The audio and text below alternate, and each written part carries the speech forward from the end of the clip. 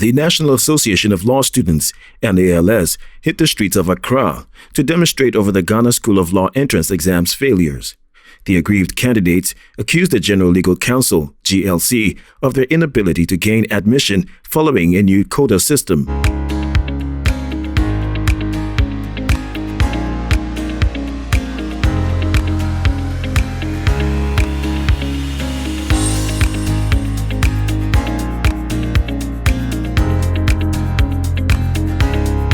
Clad in red and black attire on Wednesday, October 20th, the students hoisted placards with inscriptions expressing their displeasure.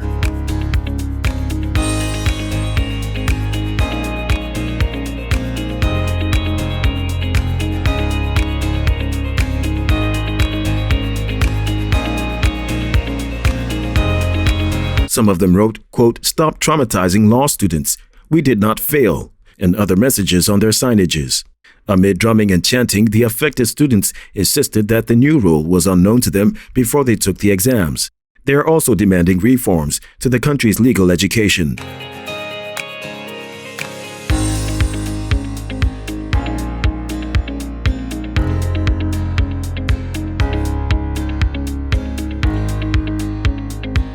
A 10-year-old girl has been carried away by floodwaters following another downpour in Koforidua on Tuesday. The unfortunate incident occurred at Anglo Town, a suburb of Koforidua. The girl was in the company of her sister when she accidentally slipped and fell into the Nsukwao stream that had overflowed a drain in the area.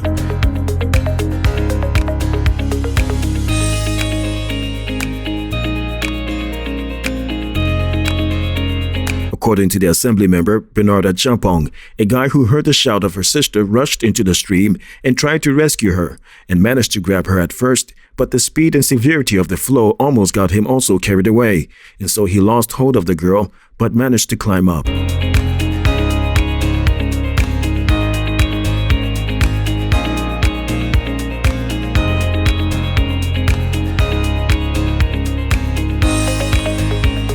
Mr. Achampong further indicated that the rescue team will continue to search for the body. He, however, cautioned parents and teachers to educate and sensitize school children on the need to stay safe during this rainy period. On Monday, dozens of vehicles were submerged after a 2.5-hour downpour got Koforidua town flooded.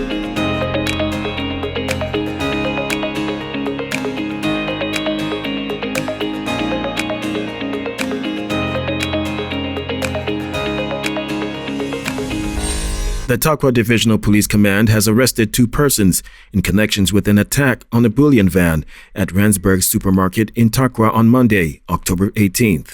In a post on Facebook, the police service stated that the suspects are Charles Aning and Dorcas Amankwa, both workers of Montrans Limited.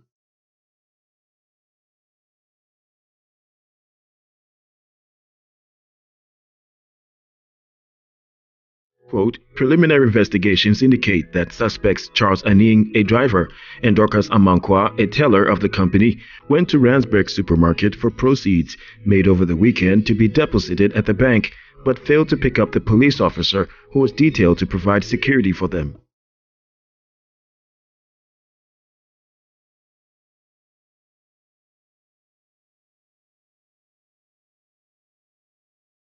In the process of putting the money in the bullion van, the suspects were attacked by a masked armed man who bolted with the money on a standby motorbike, the police said in their statement.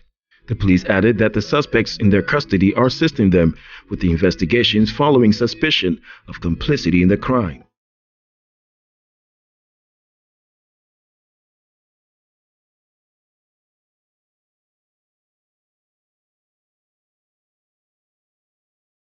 The Controller and Accounts General's Department, CAGD, has rescinded its decision not to pay public sector workers if they do not have a Ghana card. Government workers risked forfeiting their December 2021 salaries per an initial directive from the CAGD.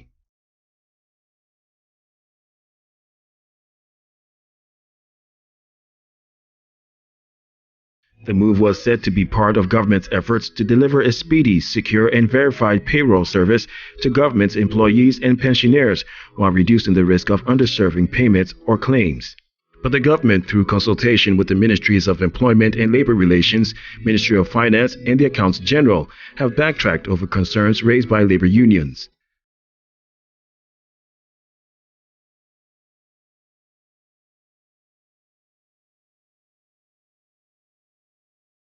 In a communiqué issued after a joint meeting on Tuesday, October 19, 2021, the two ministries have asked the CAGD to, quote, port the names of the public sector workers in their existing database onto the NIA platform, and thereafter inform the various institutions of any unregistered staff that may exist.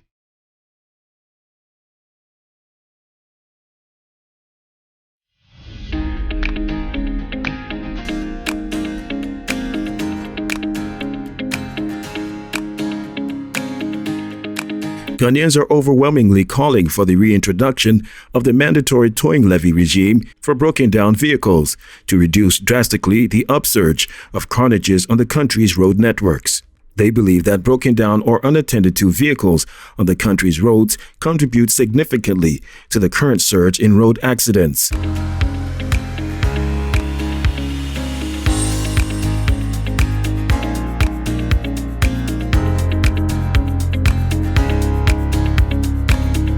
However, they want government to be actively involved in the implementation and enforcement of the policy and not leave it in the hands of a private person or entity.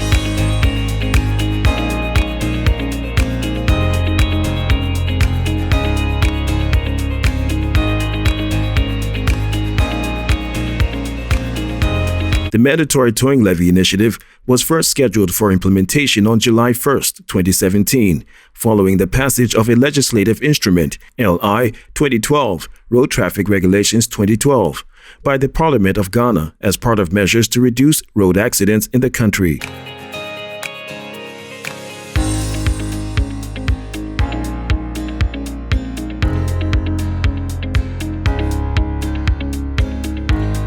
Minister for Information, Kojo Nkrumah, has reiterated that the private sector has the capacity to absorb the country's teeming youth seeking for job opportunities. According to him, even though a vibrant public sector can provide some number of employments, the main purpose of the government is to create an enabling environment for entrepreneurs to flourish in the private sector. He argued that even the most efficient public service cannot be a substitute for the role that the private sector and entrepreneurship play in helping answer the questions of economic fortunes as a nation. Quote, if entrepreneurship, private business, innovation, and technology is what will be a most significant pillar in economic recovery, then our best energies, our best attention must be directed there, Mr. Nkrumah said.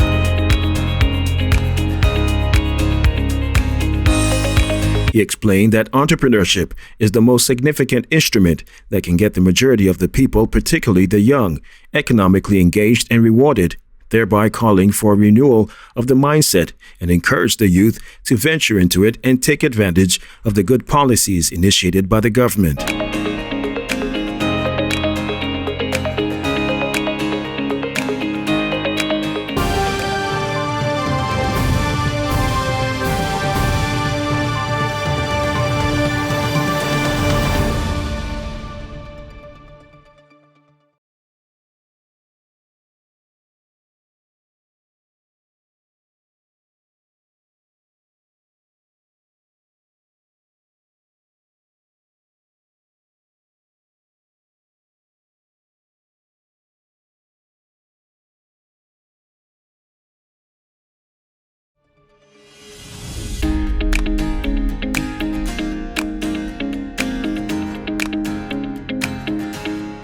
Gunmen have shot dead 2 traditional rulers in Njaba local government area in Nigeria's Imo State, police say. Up to 20 local kings from different communities in the area were in a meeting on Tuesday when gunmen invaded the venue and started shooting sporadically.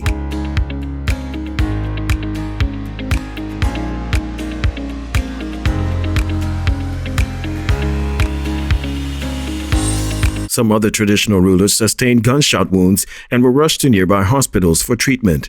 The state governor, Hope Uzodinma, has condemned the killings.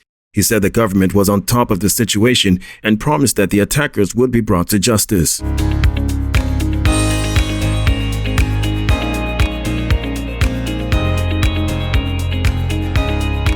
It is the latest in a series of attacks blamed on criminal gangs operating in the region.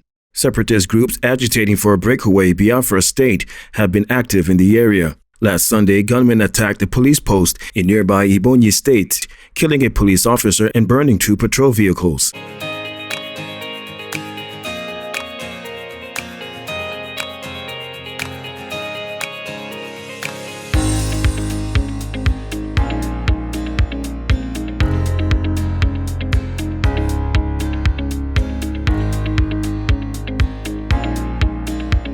Egypt has appointed 98 women as judges in one of the country's main judicial bodies, the State Council. The judges were sworn in before the council's chief judge in an event in the capital Cairo on Tuesday.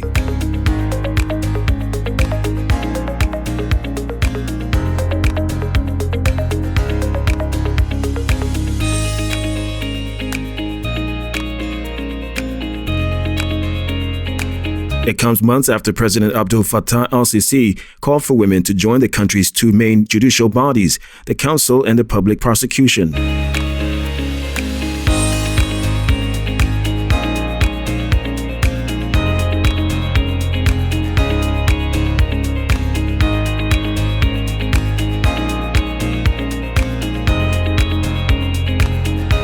Since its inception in 1946, the State Council has been exclusively male and until now actively rejected female applicants. In past years, women have opposed the decision of the Council, arguing that they were discriminated against.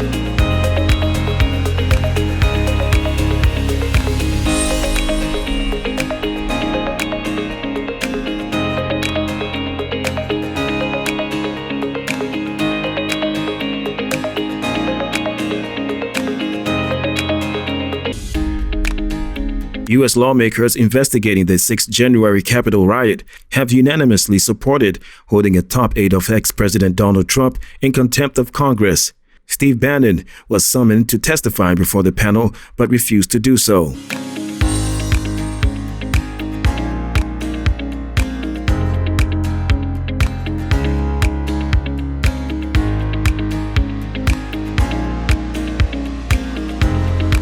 If the full chamber approves the matter this Thursday, it will be referred to Justice Department, which has the final say on bringing charges. If convicted, Mr. Bannon could face a fine and up to 1 year in prison.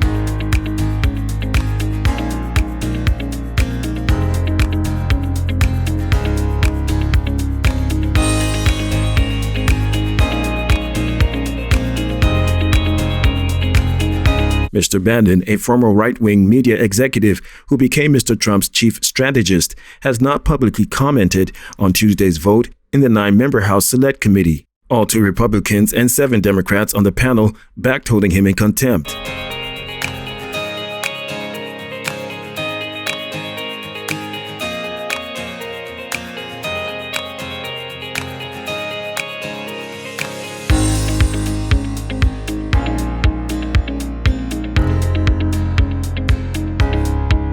Former World Boxing Organization WBO super bantamweight champion Isaac Royalstorm Dogboe will make his second ring appearance this year against Puerto Rico's Christopher Diaz on November 20th in Las Vegas. Dogboe is looking to make it 3 wins on the trot since returning from his 2 consecutive defeats to Emmanuel Navarrete in July 2020.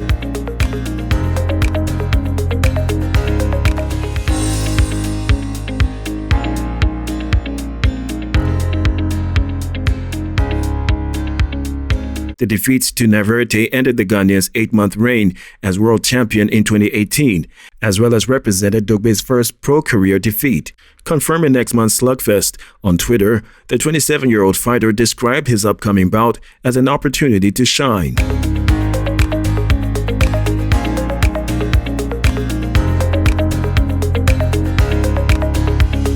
Dogboe last fought in June this year when he earned his unanimous decision win over Adam Lopez in Las Vegas to make it 2 consecutive wins since moving up to featherweight.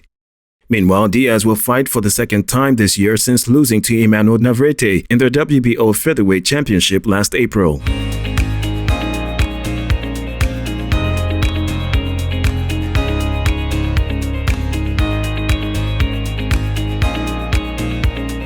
Serbian trainer Milivoje Rejovic says his decision to play Daniel Amarte as a right back in Ghana's double tie against Zimbabwe was due to the absence of Andy Yadum and his trust in Leicester City man.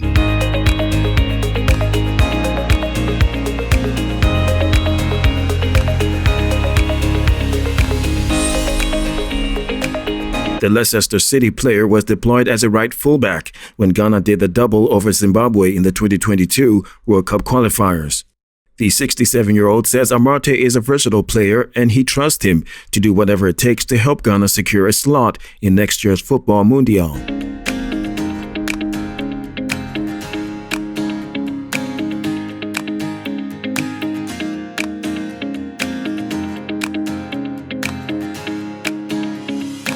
Quote, "We couldn't get Andy Yadum to camp due to injury, and when I was making a game plan for Zimbabwe, because I wanted a very offensive midfield and attack, I decided to put some players in defense and have others in the back so we protect ourselves from an important result. So that is why our defense was pretty tall," he stated.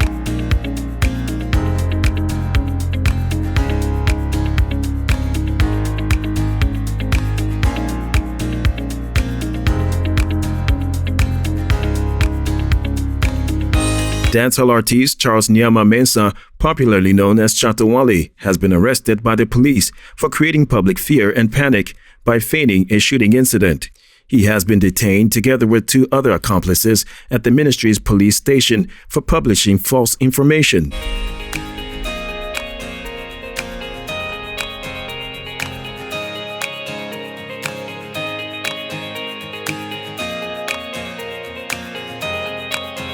This was after he reported himself to the police on Tuesday night, after the police declared him wanted for feigning a shooting incident which made it look as if he had been shot by some unknown gunmen at East Legon in Accra.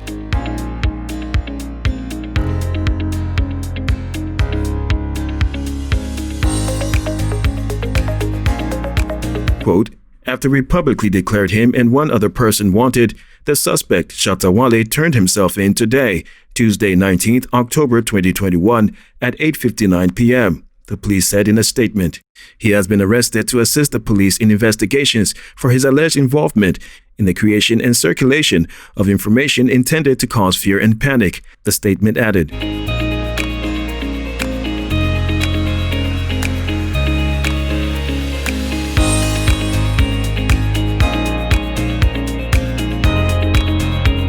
Prolific GH Entertainment, organizers of the Western Gospel Awards, have announced that the Maiden Awards will come off on November 7th at the Word of Life Assemblies of God Church at Anaji in Takoradi. Awarding gospel artists of Western region descent, the award aims to reward talents who are propagating the gospel of God through music in 24 categories.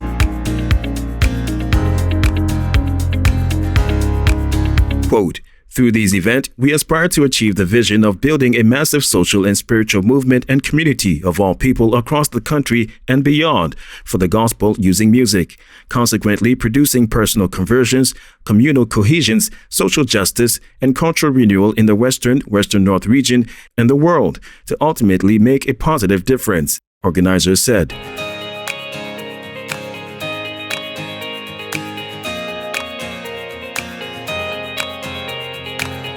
The Western Gospel Awards is designed to recognize and appreciate gospel Christian music originating from the Western region. In the long run, we aspire to foster quality works from these artists through the award system and event, the organizers added.